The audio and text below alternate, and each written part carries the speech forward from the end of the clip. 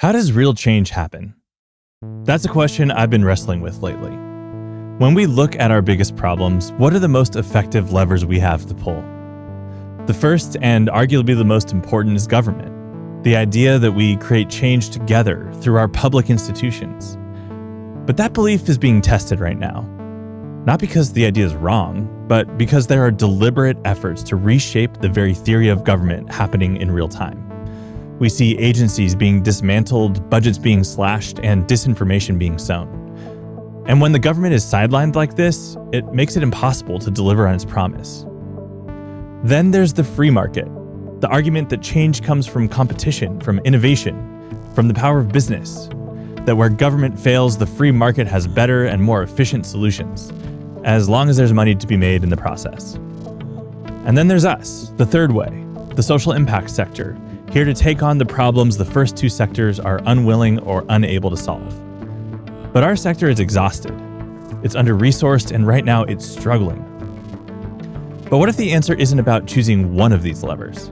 What if the real engine of change is something more fundamental, a force that underlies all three of these paths, but isn't about policy or profit or programs? It's about people. To explore what that looks like in practice, I wanted to talk with someone who has put this theory into action at a massive scale. And that person is Amanda Litman. Amanda is the co-founder of Run for Something, an organization that has recruited over 225,000 ordinary citizens to run for office and helped more than 1,500 of them win. And her latest book, When We're in Charge, charts a new course for leadership and our relationship with work. In our conversation, she answers the very question I've been wrestling with. In a digital culture that feels increasingly transactional, how do we build authentic human connection? And how do we focus that connection on powering meaningful social change? I'm Eric Ressler, and this is Designing Tomorrow. And now my conversation with Amanda Litman.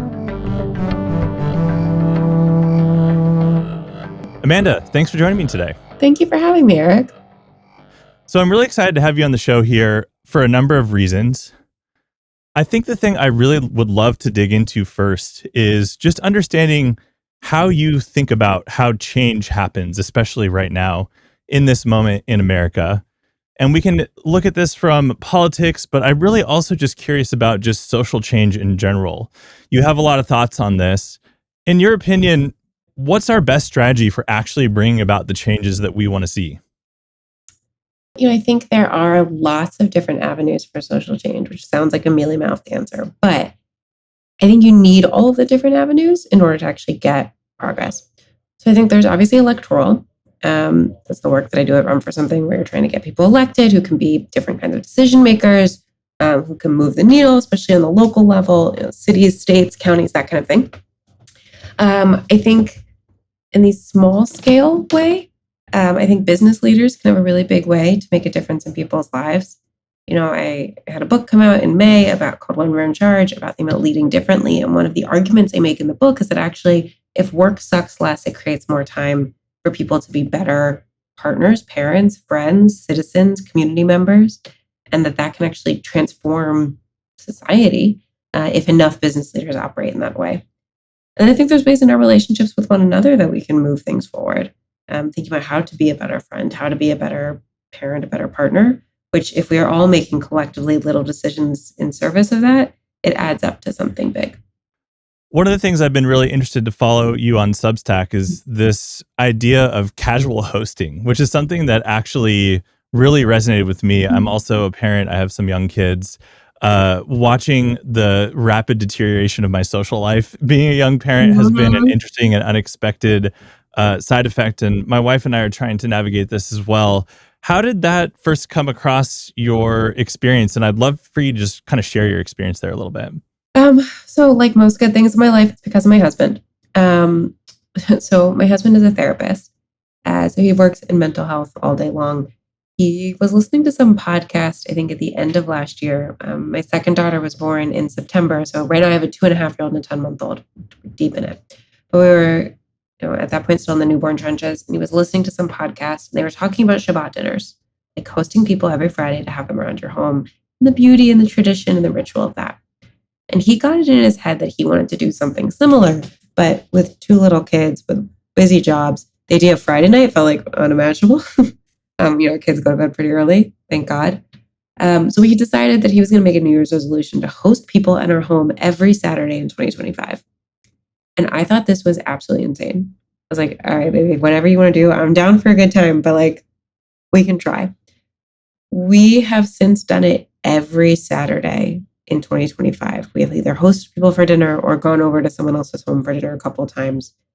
Once or twice, we did it on Sunday. Due to some like Passover, we had a Seder on Sunday instead of Saturday. But every weekend this year, we've had time with adults and occasionally little kids to eat, to hang out.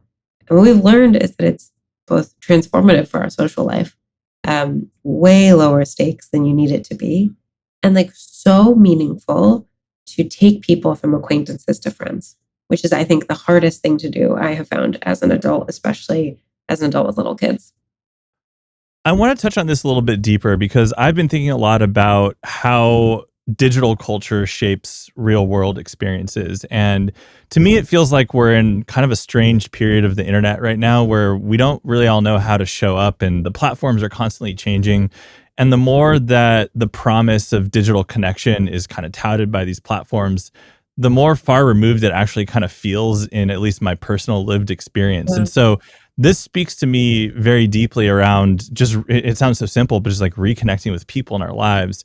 And when we're in this moment of just extreme and growing polarization politically in a way that's getting in our way as a culture and as a society of actually even making things that we all agree on happen. I'm just kind of curious how you're navigating that and thinking about how do you actually show up digitally in a meaningful way? Because there is something real about meaningful digital connection. We're doing this podcast and this episode remotely. And if it weren't for that, maybe it never would have happened, right? But at the same time, there's this tension and this yearning for just real, authentic human connection. How are you thinking about all of that right now? Such a good question, because especially when you're in the trenches with little kids, like it's really hard to be in person. I'm at the whim of my daughter's nap times. And so really thinking about like, how am I using my group chats? How am I engaging? Like, it's okay for some of my friendships right now to be weak ties that are DMs over Instagram or sending memes and TikToks back and forth. That's not a replacement for a friendship, but that's okay if that's what the friendship is right now. Understanding that it has to be something more later.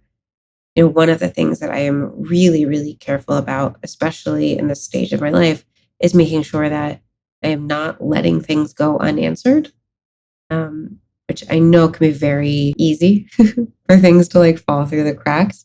Like if I get a text message and even if I can't answer it immediately, I try to remember to answer it later. If I get an email, I try to work through my inbox pretty quick. If I get a DM, not to say that like that's not a point of pride necessarily, but that I know how frustrating it is to be on the other side of that, where you send the text and it never gets answered. And then you're like, well, do I double text? Do I triple text? Do they actually not want to talk to me at all? It's like never personal, but it feels personal. So being really careful about like when people are extending bids for connection to try and take them and like return that as much as I can. It's so hard though. It's so hard. It is hard. And I think one of the things that's making this so hard is just the sheer volume of information that each of us is exposed to as just a normal human being in our modern culture. It's unreasonable, right? It's really not it's incongruent with our psychology and our capacity as humans. And I think about that a lot. And I'd love to hear your thoughts about this. As a leader of a movement, of a nonprofit, of an organization, extending that same challenge, like how do you think about actually growing your reach, but in a meaningful way to make your mission come true? Think a lot about what can I do to make it easy for people to say yes, which is Mm. kind of, the same thing we're doing with dinners, where like we just say, come over at 5 o'clock. Here are 3 Saturdays that are available. Which of these works for you? If not those 3, how about these 3? Now, the work that we do at Run for Something, asking people to run for office, is an incredibly challenging thing. Our job is to ask as many people as we can and then make it really easy for them to say yes. We do that through digital tactics, we do that through like onboarding, we do that through resource generation, I do that through like accessible communication. But what can I do as an organization or as a leader so that if I'm asking someone to do something, it's so easy for them to satisfy that? It feels really intuitive, But you would be surprised, maybe you wouldn't, about how many times like you ever get an email from someone, you're like, I don't know what you're asking me to do here. I don't know what you want me to do. I want to help you, but I don't know what help looks like. And if I don't know what help looks like, I can't provide it. Yeah, I mean, this is the like, hey, can I pick your brain kind of email that you might get, right? Insane. But I hate that, which I feel bad because sometimes people send me those and like I've written and I wrote in the book, I wrote in Substack, whatever. Don't pick my brain. Ask me a specific question. I will give you a specific concrete answer. Picking my brain is not fun for me and it's not going to be helpful for you. It also feels like when you get a request like that, you don't know what you're even really saying yes to. Like the motivations can be unclear. And I think that I've been thinking a lot about fundraising tactics, more from the nonprofit space, but also, sometimes in the political world. I think fundraising has become just so tragically transactional and broken. And I say this, seeing this being true on both sides of the aisle. I somehow get text messages from every side of the aisle you can imagine at this point. And I mean, no one's winning there, in my opinion. There's some very rare exceptions. I know this is a topic that's being broadly discussed, is like, how can we do this in a more constructive, authentic way, but still actually, raise the funds that we need to. We're in a moment right now where funding is falling very short for a lot of social impact organizations, fallout from, the federal funds being basically evaporated, US aid being spun down, recklessly. A lot of the people that we're working with, causes that we're working with, are not only short on funds, maybe they lost funding just completely out of the blue with no planning, no preparation. But what I'm hearing on the front lines is that fundraising is more competitive than it's ever been. How are you thinking about fundraising in your world, and just more broadly, like how can we bring people together for these movements in a way that's constructive, in a way that's not extractive or transactional? I've been thinking a lot about this because my original career entry point was in digital fundraising. So my first job was doing online fundraising for Barack Obama's presidential campaign in 2012. I did the same thing in 2014. And then I ran Hillary Clinton's email program, which was just asking people for money and to volunteer and engage in other ways, but primarily grassroots support. And I remember very vividly in 2012 running an experiment on our email list, testing, was there such a thing as too much email? Like I literally, one of my jobs for like 2 months was that every day I was responsible for like picking the 2 or 3 emails we were going to send that day and sending it to an additional test group and a control group to determine, was there a limit to how many times we could ask people to give? And what we found in that experiment, this was 2012, so 13 years ago, is that math? Yeah, over a decade ago. More email meant more money, even when you factored in unsubscribes. And if our job on the campaign was to raise the money to help win, that was worth it, even if people complained. Now, we were also really thoughtful and careful about the tactics that we used as part of those emails. We were really intentional about like making emails sound like the people they were coming from, like thinking about treating supporters with respect. Like we never, one of our guiding ethoses of our program was to never treat the list like an ATM. Over the decades since then, I think people have internalized and programs have internalized the more email means more money. You ask more, you get more, without remembering the treating people with respect part.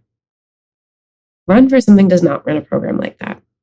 We ask email people for money pretty regularly because we're doing work that I believe deserves to be funded, but not every time, not every day.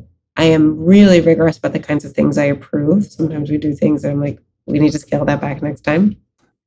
And I think it's important because we're trying to build something long-term and sustainable. And that means we want our supporters to be with us for the long term. I can't burn those bridges. Campaigns have a very different mindset, and nonprofit groups can have a very different mindset. Now, one of the tensions to all of this is that if you aren't, putting your foot to the fire, pedal to the metal for your small dollar fundraising, which is primarily email, social, text messaging, that kind of thing, the money has to come from somewhere else. Right now, it's not. Major money, anyone who's working with foundations or institutions or major donors knows that money is also not really moving in a meaningful way. So we're sort of at a standstill. I still don't think that's an excuse to treat supporters like crap. But I understand the motivation for these organizations to do so. And it's a big conversation among the Democratic left, and I imagine among the broader nonprofit sector of like, how do you do this in a way that sustains the work, but also sustains the relationship? I want to touch on that a little bit more deeply because I've thought about this parallel between what I've observed with political candidates and their campaigns and how they fundraise versus the nonprofit sector. Mhm. And I always kind of chalked it up to, well, at the end of the day, these folks need to raise as much money as quickly as they can. At the end of that, they either win or they lose the campaign. And so they can, to put it bluntly, essentially Yeah. afford to burn some bridges if that means they might win. Yeah. And I don't think that's ever been true, really. I don't think it's true for nonprofits. And I think that mindset, to your point, has kind of spilled over a little bit more into the nonprofit space, this kind of fake urgency, negativity bias, these tactics that just make me feel icky, even from candidates that I might want to support or groups that I want to support who I believe in the work, but their reputation is tarnished because of the way that they're fundraising. And I wonder, is that coming back to bite us now? Like this decade plus of fundraising in a way that's kind of tarnished the brand, where I think a lot of supporters do feel essentially like ATM machines right now. 100%. I think if you've been telling supporters for a decade, the sky is falling, kiss all hope goodbye, and then the sky does fall, what do you do? Like, what was it for? It Right. feels like we've been gaslit. I also think it is so shady. Many of the tactics that many of these organizations and organizers are using, it's just like lying. And I don't think there's ever a good reason to lie to your supporters. The ends never justify the means on that front. Kind of a hot take, maybe, but I think it is worth being really on the level with people. If you are doing work that is good, if you have a story to tell that is honest and true, if the impact is clear, then you should be able to raise money telling that story. There's supporter record, like, oh, you haven't given yet this year. I think that's fine within reason. Like, there's ways to do that in a way that is like respectful. But it's the 400x match happening today, deadline tonight. We got to surge the money to XYZ thing, and trying to like raise money off of a thing that you're not even related to the work you're doing. No, it's shitty. Treats people like crap, and they deserve better than that. And is emblematic of how voters in particular feel about the organization, like the Democratic Party's brand. They feel like they've been told, we're fighting. Are we? Is this what fighting looks like? Doesn't seem like fighting to me.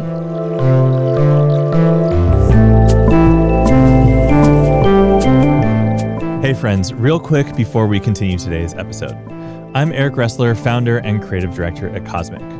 Cosmic is a creative agency purpose-built for nonprofits and mission-driven organizations. For the last 15 years, we've helped leaders like you nail your impact story and sharpen your strategy.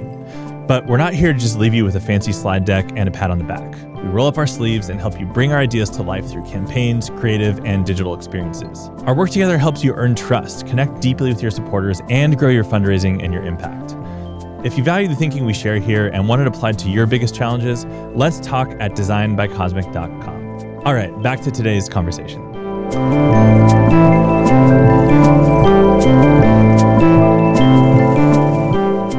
Let's tie this into one of the other big topics that you're talking about a lot right now, which is just like the generational change really in work culture and what we're expected to do and what it means to show up at work, whether you're working for a political candidate or a campaign in the nonprofit space, the social impact space, or just even in the corporate world. You've obviously spent a lot of time thinking about this. You just wrote a book about this. What do you think is behind the cultural shifts that are happening right now? And what are some of the things that you're seeing and hearing as you were writing this book and just out there in the world?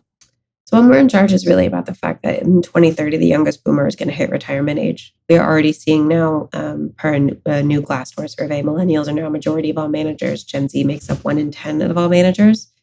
Fortune 500 boards and companies are passing off from boomer CEO to millennial CEO. They're skipping over Gen X entirely. Sorry to Gen X. It is a lived reality that we are going to have a generational passing of power. And I think it's going to look and feel very different. I think we've seen, of course, not all millennials, not all boomers, not all Gen Z, no generation is a monolith, caveat aside.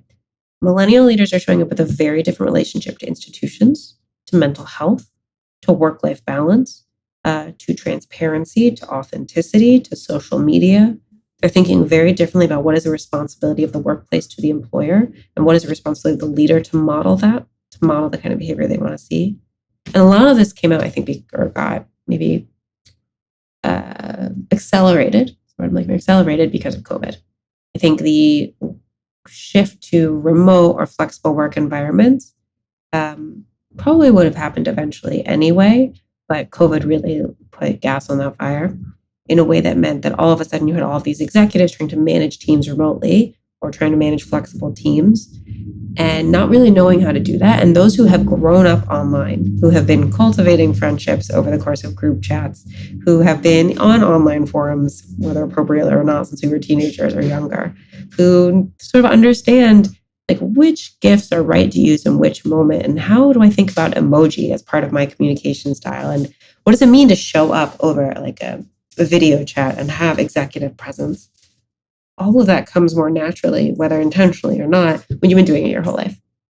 I think much of that, along with all the other stuff I talked about, is why as millennials take power, you're going to see the downstream effects in the workplace be very different. And then as we talked about up top, when work sucks less, things open up more for you outside of it. On that note, some of the fallout from the last election cycle, there was a lot of like Monday morning quarterbacking happening around, oh, the left doesn't understand new media. And that was the Achilles heel that lost the campaign. Without getting into like all of that toxicity, I am curious to hear how you think about new media fitting in to these causes, to your cause, in a way that is responsible, and how much it is important to understand how culture is happening digitally if you're behind one of these missions right now. So funny you use the term new media, because when I got started in politics 15 years ago, new media was like the name of the digital department. And it's not new anymore. It's not new at all. Now, what I think is different right now, and this is a challenge in particular for organizations, and they've been grappling with a lot, is that organizations cannot really further a mission. A person can, a personality can. So perhaps an organization that has a really strong point of view or has a really compelling character may be able to advance an effort, but you kind of need a person. I think this was one of the challenges of 2024, which is that basically up until midway through the summer, we didn't have a great person to tell the story. And even after, it got very messy very quickly for any number of reasons. I think a lot about one of the reasons Run for Something has been able to succeed up till this moment is because I have put myself out there as a person telling a story. I have to operate a little bit like an influencer. I'm not an influencer. I'm an operative and an executive. It's not the same thing. But thinking about like how to use my personal voice and my point of view to advance the organization's mission really thoughtfully. Even like the fact that I have a personal Substack and I write about like parenting and books and also politics, yes. That's an intentional strategic choice as part of my communications efforts for the organization as well as for myself. If you don't have an executive who is comfortable putting themselves out there in that way, it can be really hard to break through in this media environment. Because in this media environment, you can't do a 45-minute podcast interview where you only talk about the organization or where you pivot it back to kitchen table issues. Like you have to be willing to be a person. We're in a moment where personality drives things, persona drives things. Brands don't really, unless they can find the persona within them. Does that make sense? It totally does. I'm curious to hear how you're thinking about this moment in culture, not even just politically, but if you're behind progressive causes, it's not been a fun year. Mm-hmm. And if you are doing this work professionally, it's been especially tough. Yeah. We work with a number of nonprofit organizations, some political organizations, some businesses who are very mission driven, and across the board, people have felt, I've compared it at times to how it felt going into COVID, where everything just became contracted and paralyzed. And I'm starting to see some motion away from that at this point. I imagine you've had a tough year in your own ways. Everyone has in a lot of ways. I'm curious to hear, how do you keep going when things are hard and when things feel impossible or difficult? Like, what is it that keeps you lit up and energized around the work? Well, the work itself is really forward-looking. I'm very lucky and grateful that I sort of created a job for myself where I get to focus on the future. We've had more than 60,000 people sign up to raise their hands to say they want to run for office this year. That's more than we had in the entirety of Trump's first term. We're very close to it. We're going to probably exceed that number by September. It's huge, huge. Those are people willing to change their lives and change their careers to ultimately change the world. And I'm just so grateful that they're willing to reach out to Run for Something for the help to do it. I'm also very lucky that I have two very rambunctious children who, as you know, kids keep you grounded, whether you like it or not, and that it is very hard to think about the bad things happening in the world when your toddler is screaming at you, "Mama, help me tuck in my monsters." And the baby is just giggling, giggling, giggling, as second kids do. And the final thing I would say is like being really thoughtful about my news consumption. I read a lot of news. It's my job to read a lot of news, but I try pretty carefully to only drink the poison I have the antidote for. So I focus on stuff about the Democratic Party. I focus on like congressional stuff, the races we work on. I read a lot about New York City politics because as a New York City voter, I can do something about it. But if you try and drown yourself in the flood of information every day, you will never get your head above water. And so being really careful, like it's actually okay to not know everything going on at all times. As long as the things that you do know about that you can take action on, you do. My podcast co-host, Jonathan Hicken, who's an executive director at a nonprofit, has described this as knowing your sphere of influence and acting within that. And I think that is an interesting tie-in to what you're doing and with Run for Something, because it's been really a kind of like a seed sowing organization in the sense of like coming down ticket up and growing off of that. How did you first come up with that strategy, and like how does that tie into your philosophy on this work? So I worked for Hillary for 2 years, gut-wrenching. About a week after Election Day, I started hearing from people I'd gone to high school and college with. "Hey, Amanda, I'm a public school teacher in Chicago. I'm thinking about running for office. If I want to do this, who do I call? What do I do?" And at the time, this was November 2016, if you were young and you wanted to do more than vote and more than volunteer, there was nowhere you could go that would take your call. That to me felt like a symptom of really big problems, both in the Democratic Party and in our democracy. So I reached out to a whole bunch of people with an idea. What if we solve this problem? One of those folks became my co-founder, Ross Morales-Ricchetto. We wrote a plan and we built a website, and then we launched Run for Something on Trump's first inauguration day, thinking it'd be really small. Thought we'd get 100 people in the first year. 8 years later, 225,000 young people have raised their hands to say they want to run. We've helped elect more than 1,500 across 49 states plus DC. And there are, at this point in 2026, there will be dozens of people running for higher office, for Congress, for Senate, for governor, for Secretary of State and Treasurer, who have come through our pipeline, who are, I think, the present and future leaders of both our party and our country. It's really exciting to see that pay off big time. Amanda, thank you so much for today. Before we wrap up, how would you like people to get in touch, to support, to follow you? This is your time to plug anything and anything you want. So I am all over the internet, either Amanda Litman or Amanda Litm on all the various social media accounts. I post too much. You can find me on Substack, amandalitman.substack.com, and you can get my book, When We're in Charge, which is a real next generation's guide to leadership. Available wherever you get your books, or on audiobook, ebook, and hardback. Awesome. Thank you so much, Amanda. This is great. Thanks, Eric. This was fun. If you enjoyed today's video, please be sure to hit like and subscribe, or even leave us a comment. It really helps. Thank you. And thank you for all that you do for your cause and for being part of the movement to move humanity and the planet forward.